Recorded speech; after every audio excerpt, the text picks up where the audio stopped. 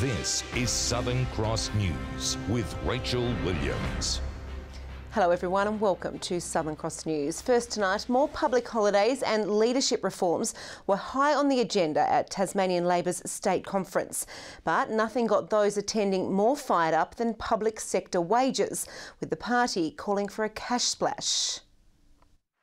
Just months after a failed election campaign, State Labor's leader and her deputy welcomed with a stirring round of applause from the party faithful.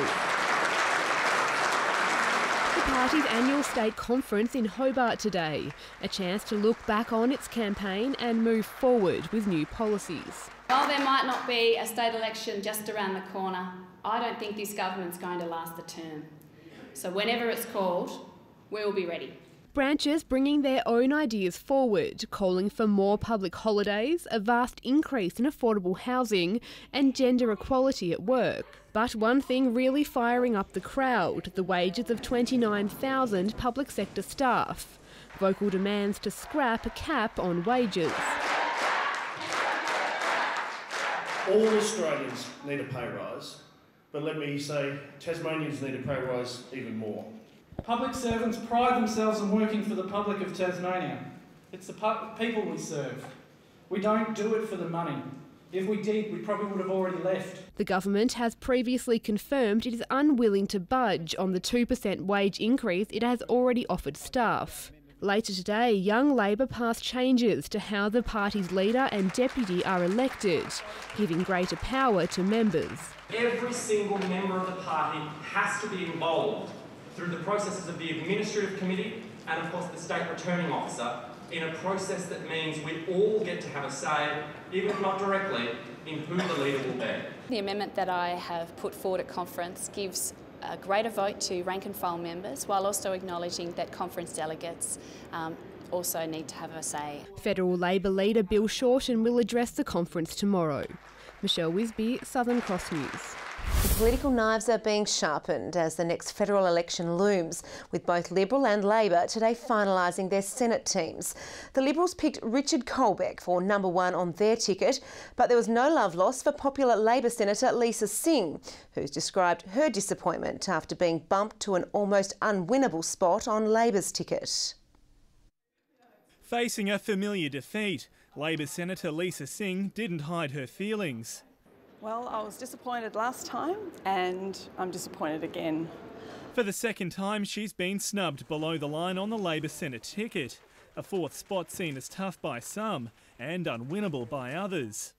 Senator Carol Brown was given the first place, followed by Senator Katrina Billick, but the third spot went to AMWU boss John Short, leaving Miss Singh last.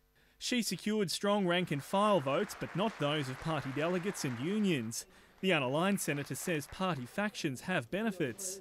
And there are negatives, and I guess I'm bearing the brunt of the negative part of that. After 7.5 years in politics, she'll take time out to reflect. But that said, I think last time everyone said that I was in an unwinnable position, and we proved them wrong. It was a show of unity from the Liberals, as Senator Richard Colbeck clawed his way to the top of the ticket, after he was bumped last at the 2016 election, losing his seat only to be offered a second chance when dual citizen Stephen Parry was forced to resign. I'm not sure that you could actually credibly write a book on what's happened to me over the last 12 months or 2 years, but the selection committee's made its decision today. I'm very grateful to them. He'll be joined on the ticket by Hobart Alderman Tanya Dennison and former Young Liberal President Claire Chandler. I think everyone goes into these experiences hopeful but at the same time realistic that it may not always work out the way that you wanted, but I was certainly thrilled with the result. Meanwhile, Labor picked social worker Ben McGregor to face independent Andrew Wilkie in the seat of Dennison, soon to be known as Clark. Sean McComish, Southern Cross News. A portable gas cooker is being blamed for a fire in Berrydale. Emergency services were called to the Vermont Court home around 8 o'clock last night after a faulty hose connection caused a gas leak which led to the blaze. The resident sustained non-life-threatening burns to the face and hands while trying to turn off the cylinder. The Tasmania Fire Service is urging people not to use non-approved portable gas appliances inside their homes. The heat was on for firefighters in Tasmania's northwest today. A dozen volunteer brigades battling it out in a contest with plenty of slips and spills. They came from across the northwest, testing speed and target practice for the real thing. The competition is one of the biggest days on the brigade calendar. It hones our skills of our firefighters. Like our junior firefighters train all the time during the week and weekends. So this is an opportunity for them all to come together, actually test their skill level against each other. These are basic firefighting skills, from hose bowling to knocking down targets, which would be directing the stream of water at the fire. A chance for younger firefighters to make a splash. It is pretty tough going, but look, we come here and it's more of an enjoyable day. Everyone gets out, has a good laugh and just sort of enjoys themselves. The rain and mud just making for tougher competition. If they're scared of water, they're in the wrong job. A statewide tournament will be held in November. Sean McComish, Southern Cross News. So the TSL and Lauderdale and Glenorchy are battling tooth and nail at Blunston Arena for a spot in the grand final. Deep in the final quarter, the Bombers are currently up by just 5 points. After being gifted their first of the match thanks to some sloppy Lauderdale defence, former Hawthorn recruit Zach Webster got the Magpie faithful up and about. Excitement machine Henry Keranayu created something from nothing to get the Bombers off the mark, with fellow Northern Territory product Tim Mosquito narrowing the gap before quarter time. Callan Daly swooping in for the Pies to shift the momentum back in their favour, with Ben Camerick taking note and extending the lead to 26 points. In need of a lift, Thor Boscott snapped into action, booting the Bombers' next two to keep them within reach. Webster and Mosquito helping themselves to another to keep things interesting at the main break. It was out to Mosquito on the stroke of half time. Keranayu weaving his magic yet again in the third term before holding steady in front of the sticks to boot his third of the match. Nick Baker winding up from long range to narrow the gap to just 7 points before the final change, setting things up for a nail-biting finish. Lindisfarne has broken its grand final hoodoo to claim the 2018 SFL Premiership Cup. The Blues helped themselves to a handy 19-point lead at the first change against Huonville as their finals experience proved the difference. The Lions finding some form in the second quarter but struggled to narrow the gap, with Lindisfarne putting on 5 third-term majors before storming home 84-point winners. The club's women's side led the way earlier in the day, claiming back-to-back SFLW premierships. Up against the North Hobart Demons, the heavily favoured Blues were in control from the opening bounce, keeping the D's to just 2 goals for the match as the reigning champs run rampant to come away the 53-point winners. To the NTFA, and it was a nail-biter in the Division 2 grand final between Evandale and East Coast at Windsor Park. The Swans booted back from a 16-point quarter-time deficit to take a 1-goal lead into the main break. The Eagles refused to lay down, shifting the momentum back in their favour to set up for a thrilling final term. But after coming up short in last year's big dance, the Swans made sure of it this time around with a 16-point come-from-behind win. And Ulverston will chase back-to-back flags in next weekend's Northwest Football League Grand Final. After racing to a 6-goal lead by the main break, the Robins piled on more goals in the second half to down Latrobe by 85 points in today's prelim. Ulverston will play Burnie in the decider. The state's best young gymnasts have showcased their skills in Kingston today, with more than 300 competitors taking part in the 2018 Tasmanian Junior State Championships.